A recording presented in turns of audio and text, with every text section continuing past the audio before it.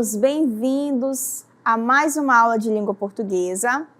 Eu sou Milena Maranhos, professora deste componente e professora, afinal, que nós vamos estudar nesta aula. Acompanhem aí. Nós temos a aula de número 16, objeto de conhecimento, elementos notacionais da escrita e o detalhamento é pontuação. Então, vamos à nossa aula?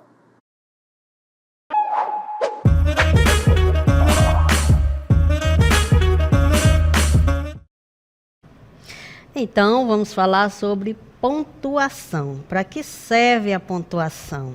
A pontuação ela dá um direcionamento para o leitor. Como devemos fazer determinada leitura? A entonação que se faz na fala, que é o caso aqui eu estou falando, vocês estão vendo os meus trejeitos, meus gestos. Então, toda a articulação que eu estou fazendo, quando é uma palavra oral, por exemplo, uma frase ou um texto que eu estou expressando, você vai saber por conta da minha fala, da minha entonação que nós falamos.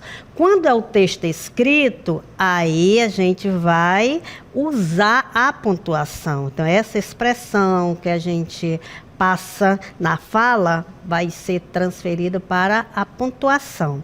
Então, vamos começar analisando aqui um vídeo, Você presta bastante atenção no texto, na pontuação e depois a gente volta para falar mais um pouco. Naquela manhã, Joãozinho chega atrasado. O que houve, Joãozinho? Fui atacado por um cachorro no caminho, professora. Nossa, e tá tudo bem? Ele mordeu você? Morder ele não mordeu, mas comeu toda a tarefa.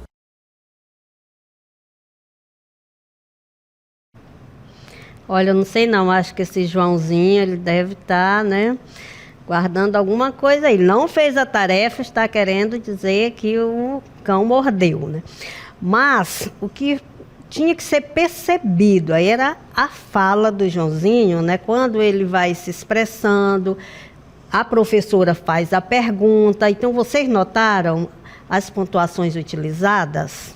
Acredito que sim. Então, vamos ver quais foram elas. Então, nós temos aí a exclamação. Olha, a exclamação, ela passa, o sentimento, as emoções para dar ênfase naquilo que está sendo falado.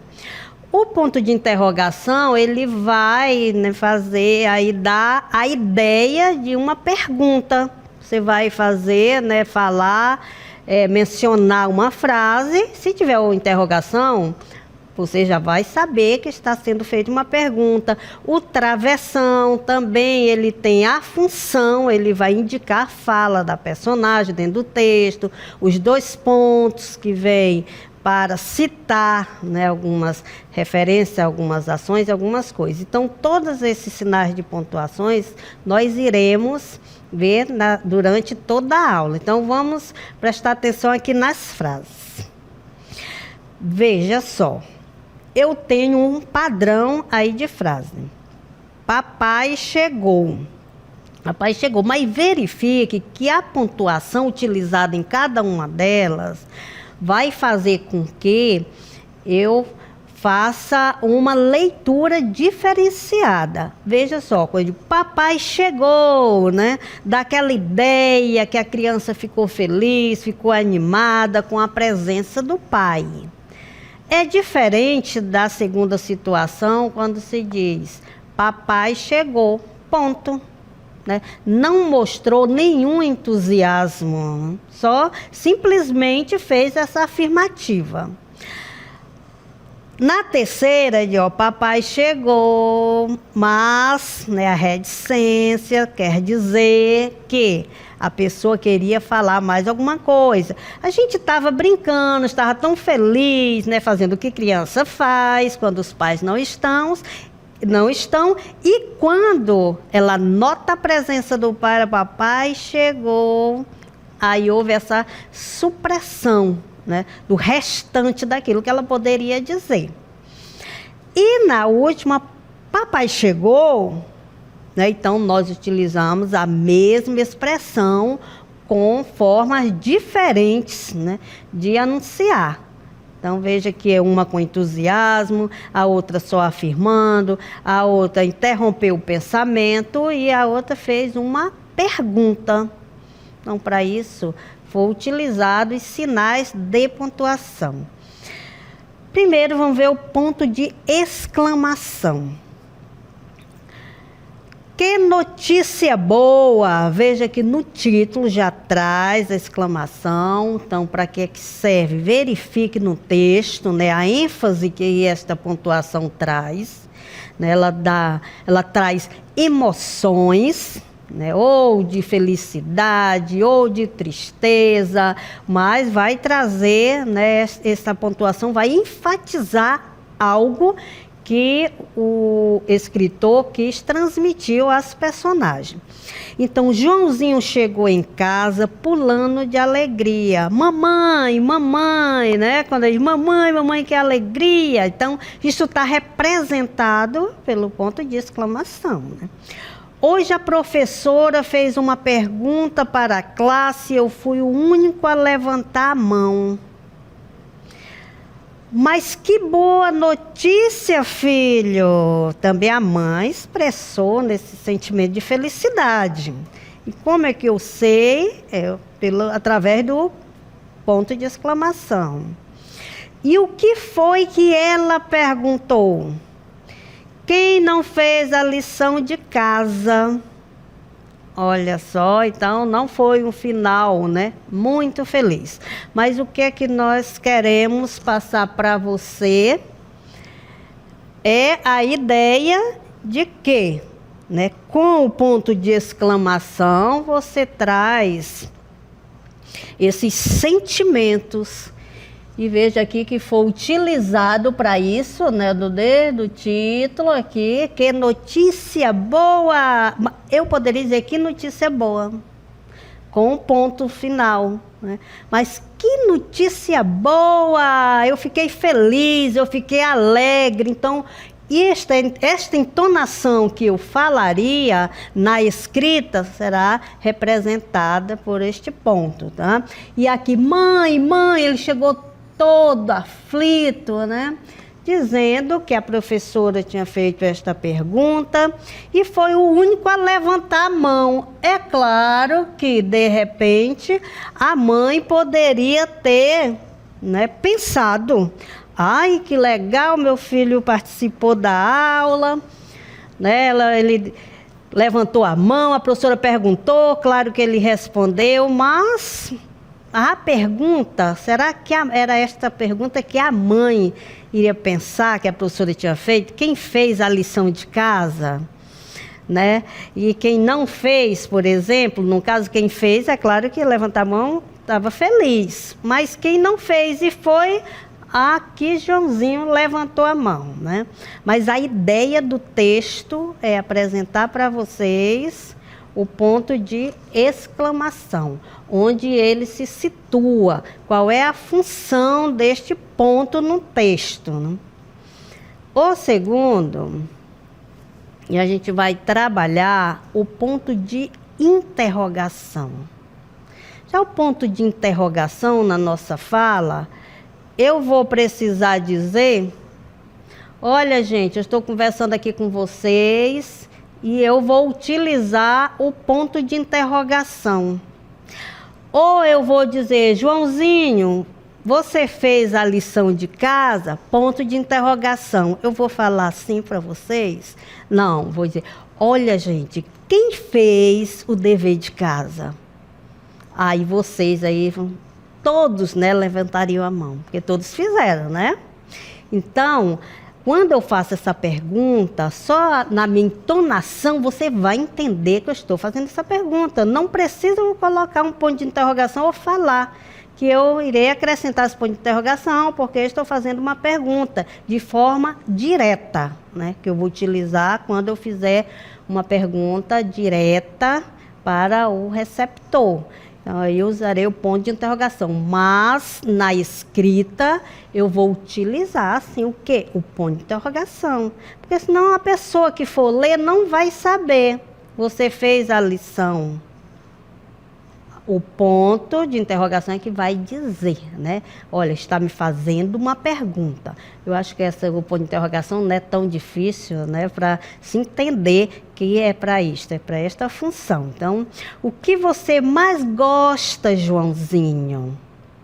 Né? Aí eu tenho um ponto de interrogação, porque eu estou fazendo uma pergunta, né?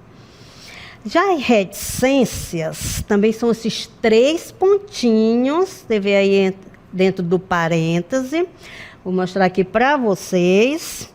Então, a reticência, gente, ela vai anunciar também, né, um significado, ela tem um sentido. Então, vamos lá para o texto. Aula de português. A professora fala para o Joãozinho. Joãozinho, conjuga o verbo andar. Eu ando, tu andas, ele anda, nós. Aí ele parou. Reticência significa para o leitor que existe algo a ser dito que não foi. Que pode ter sido interrompido por alguém. Ele já estava querendo falar, mas chegou alguém lá na sala para falar com a professora e ele parou. Ou o reticências também serve, né, para eu inibir uma fala. Geralmente, quando estão falando de alguém, que aquele alguém chega no local, aí você para de falar. Já aconteceu com vocês aí? Acho que não, porque vocês são muito crianças ainda, né? Mas deve ter adultos aí e vai entender o que é que eu estou dizendo. Vocês estão numa conversinha ali, aí de repente chega o tema da conversa. Aí você para. Aí você vai, na escrita, você vai usar reticências, porque você gostaria de continuar. Não continuou, porque neste caso não deu, né? Mais rápido, Joãozinho. Eu corro, tu corres, ele corre, nós. De novo aconteceu a interrupção do pensamento. Então, essa interrupção é por vários motivos, como eu disse para vocês, né? Pode ser que eu não queira mesmo falar, eu queria começar a falar. Tem gente que gosta, né, de falar algo só para deixar o outro curioso, né? E para, não, gente, conta toda a história, a gente fica insistindo, né, porque a gente é curioso, mas a pessoa não quer contar de jeito nenhum, tá? Então, esse tipo de coisa que lá quando você for escrever, você vai utilizar a reticência para substituir nessa fala que você deixou de mencionar. Vamos para outro sinal, que é travessão. Para que serve esse travessão dentro de um texto? Serve para indicar mudança de interlocutor e para isolar palavras, frases ou expressões, como entre parênteses também, né? Quando eu vou isolar expressões, isolar uma explicação, que eu posso utilizar o travessão ou também pode ficar entre parênteses. Mas para indicar mudança de interlocutor, eu vou utilizar somente o travessão. Aí você vai observar aí a fala, né, de um diálogo. Bom dia, mamãe. Então, o filho aí, né, como vai falar, ele está falando, aí o travessão, né, para indicar a fala do filho e vai mudar de interlocutor. Vai mudar a pessoa que está falando. Aí, travessão novamente, ele diz, bom dia, meu filho. Vamos ver na fala de personagens. Joãozinho também sabe ser fofo. Joãozinho pergunta para sua mãe. Aí ele vai marcar a fala da personagem, né? Mãe, a senhora sabia que vermelho é a cor do amor? Claro que sim, filho. Te amo, mãe. Toma aqui meu boletim. Gente, esse Joãozinho não é fácil não, né? Olha só, então, o que você tem que perceber né, o travessão, veja que está na fala das personagens, quando está na fala da mãe, né, diz, aí muda, vai para a fala do filho, e assim também o travessão vai acompanhando as falas de todas as personagens que estão na história, né, quando ele está falando diretamente. Tá? Quando é um discurso direto, aí é preciso travessão. Ele mesmo, né, ou ela mesma está falando. Né? 2 pontos. Indicando quando o personagem vai falar. O nome do texto, lição de casa. A professora pergunta para o Joãozinho. 2 pontos. Então, a personagem aqui, né, que é, no primeiro momento, a professora, quando a professora pergunta para o Joãozinho, 2 pontos, porque em seguida vai vir, né, a fala da personagem. Joãozinho, por que você não fez a lição de casa? Então, aqui nós já abordamos, né, aqui, o ponto de interrogação, vejo que ele está aqui novamente, porque está sendo feita uma pergunta, ou travessão para marcar a fala das personagens, né? Quando ele pergunta, Joãozinho, por que você não fez a lição de casa? Porque eu moro em apartamento. Eu estou achando muito interessante esse Joãozinho, olha, ele é muito engraçado. Ele mora em apartamento, então não pode fazer, tinha que ser lição de apartamento, né? Então, não lição de casa. Então, é isso, gente. Os 2 pontos sempre vai indicar, né, que vai vir citar algo, né? Vem uma citação, ou de personagem, e vai ter outras funções. Então, indica também enumeração.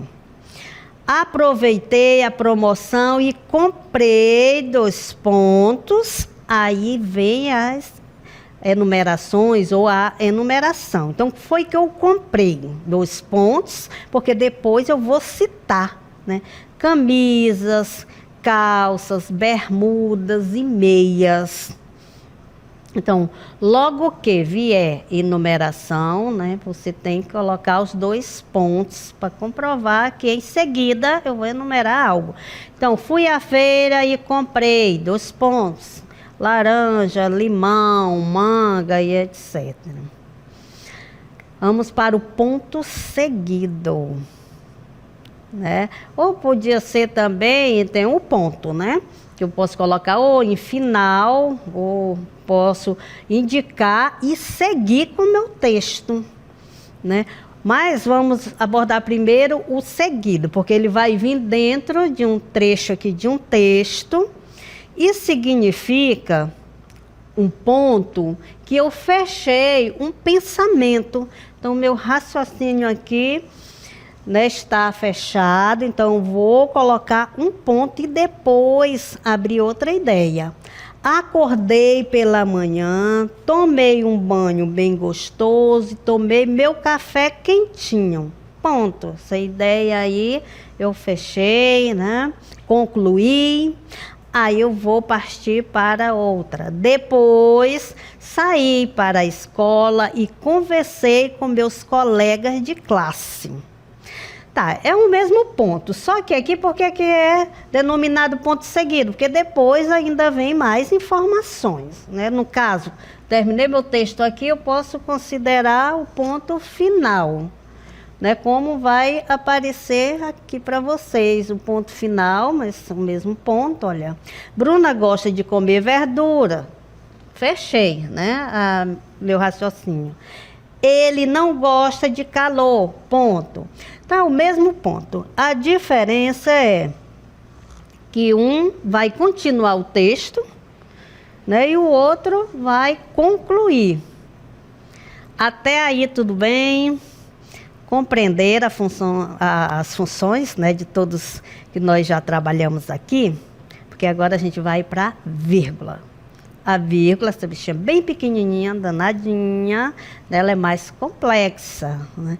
Elas têm várias funções dentro do texto e a gente vai conhecer algumas delas. Então, vamos para a dona vírgula. Primeiro, ela serve para indicar enumeração de termos, né? Nós falamos ali que nós utilizamos 2 pontos, aí vem as citações, mas depois de 2 pontos, quando eu for citar, né, as enumerações, eu vou separar por vírgula, tá? Fui à feira e comprei laranja, vírgula, limão, vírgula, e vocês vão ver os exemplos ainda mais na frente. Indicar vocativo. O que é um vocativo? É um chamamento, né? Eu vou invocar o nome de alguém, tá? Eu digo, Maria, vírgula, vem aqui, né? Papai, mamãe, isso é chamado de vocativo, né? Que eu estou chamando, estou invocando, tá? 3, também se usa a vírgula para indicar posto. O que é aposto? É uma explicação, tá? A gente vai trabalhar numa frase, por exemplo, tem um termo e eu vou querer explicar mais sobre esse termo. Eu vou abrir uma vírgula e fechar com esta explicação. Separar os nomes dos locais de datas. Por exemplo, Manaus, vírgula, eu vou colocar o restante da data.